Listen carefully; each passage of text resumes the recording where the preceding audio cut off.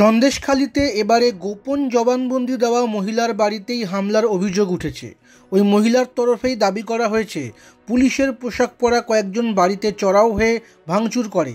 যদিও পুলিশ ও স্থানীয়দের পাল্টা দাবি বড় কোনো ঘটনা চোখে পড়েনি। বসিরহাটের পুলিশ সুপার হোসেন মেহেদি রহমান বলেন, আমরা নজর রাখছি, ওর অভিযোগ খতিয়ে দেখা হচ্ছে।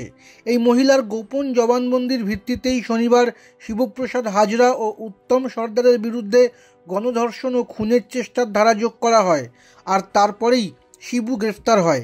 এদিন সংবাদ মাধ্যমের নজর এড়িয়ে বসিরহাট কোর্টে তোলা হলে বিচারক তার 8 দিনের পুলিশি হেফাজতের নির্দেশ দেন।